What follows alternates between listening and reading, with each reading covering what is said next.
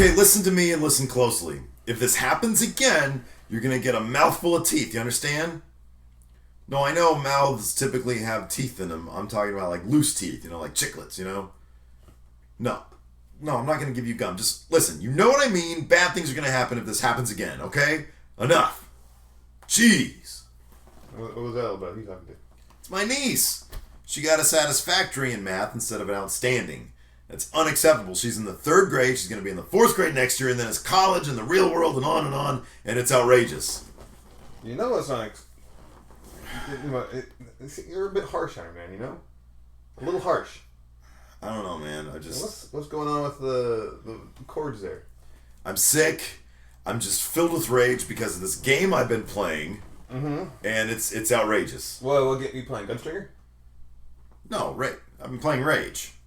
Oh, okay. Well, I've had a bit of the rage myself, but luckily for you, I've developed a system for handling my anger issues. So what you might be saying, perhaps, is that you've developed the top 10 ways to deal with rage. Yes, and I appreciate if you wouldn't breathe on me. I'll do my best, but no. I'm sorry. I just can't deal anymore. Number 10. Get some rest. The player character in Rage wakes up from a lengthy slumber after tons of humans were placed in a massive cryogenic facility called the Ark. So much like waking from a deep, peaceful sleep in a nice, cozy, silk-covered waterbed, you kick off the game well rested, ready to meet the day with a positive attitude. Which you'll need because you immediately find yourself under attack by mutant bandits and being whisked away by a dude that sounds suspiciously like John Goodman. I think he sounds a bit more like Walter from The Big Lebowski. I actually think he sounds more like Big Dan from Oh Brother, Where Art Thou? We could crack John Goodman references all day long and Have you seen his IMDb list? It's longer. It's extensive. Literally longer than me. It's over 6 feet tall. Yeah, it is. At 12 font. Number 9. See a shrink! You meet many an interesting character in Rage, but one of only these friendos is a legit doc, Dr. Cavasser. And although the good doctor seems to be more into chemical and biological concerns, we're sure that his elementary psych training would serve you well enough to help calm your rage-filled nerves. Actually, this is the guy that sends you on a vacay to a place called Dead City. So I'm not entirely sure his methods help all that much. Yeah, plus on my way out, he said this. I don't like to see you go, but I like to look at your buttocks when you exit. Have fun in Dead City, a-hole! Number 8! Travel! Traveling is good for the soul, like when I took my wife to Greece last year. Or when I visit Skid Row every year to tell all the junkies and undesirables how much better I have it than they do. But nothing compares to the sights of the Rageverse, where you can visit the lively town of Wellspring, home to a monocled mayor, a garage run by Scatman Carruthers, and this random urinal on the wall. I don't know what's more disturbing, a urinal on the outside of a wall, or that it looks really well used. Well, you could always go to Dead City, where the rotted and busted buildings are lined with what looks like massive stomatic growths. And the locals projectile vomit on your face. The smell of already eaten corn in the air. I will be seeing that later. Number 7. Drive in the country! The barren vistas of the wasteland live up to their name, but there's a bit of stress relief to be had driving your buggy out and about. Be it training your weapons at some bandit raiders, or ramming into a Thoratai defense post for fun, driving around the wasteland can help blow off some steam. You can even play some Road Rage multiplayer with up to 4 other friendo drivers. Killing is so much more fun when it's people you know. Are you speaking from experience? Mainly fantasy, Steve, mainly. Number 6. Group counseling! The other multiplayer feature is the Wasteland Legends, a series of co-op missions based on stories you hear about during the main campaign. I like to call this the wheelbarrow mode, because typically when I play Rage's multiplayer, the other gamer is stuck as my wheelbarrow, because I kind of suck, and he has to carry me. See, now I take the other tact. For me, it's called Delegate Authority Mode, because I managed to let the other guy do all the work. Number 5. Electroshock therapy! No, we're not talking about some Cuckoo's Nest-esque electrode on brain action. That's disappointing. We're talking about electricity-laden arrow tips on water on Ghost Raider action. As someone who's been fascinated by electro-based death since I saw Wes Craven's awful Mitch Pileggi film Shocker from 1989, this mission intrigued me to no end. Basically, you're sent on a mission in the sewers to prevent some ghost bandits from poisoning the city's water supply.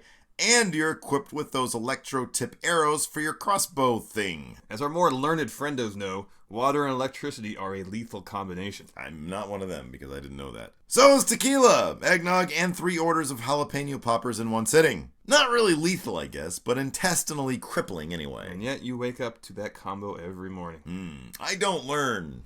Number 4. Watch some TV! Yep, an earth-shattering asteroid is no match for the old boob tube. Even in this future, the television reigns supreme. And the American Idol of the Rageverse is Mutant Bash TV. But instead of murdering our ears with blisteringly unoriginal and mediocre singing performances, participants get to murder mutant dickheads in a series of bizarre challenges. It has all the danger of Arnold's classic action flick The Running Man, but with no Yaphet Kotto and yellow spandex. Hey Killian, I'll be back. Only in the reruns. Number 3. Play games! There are so many games to play in the Rageverse, specifically designed to keep your anger fully managed.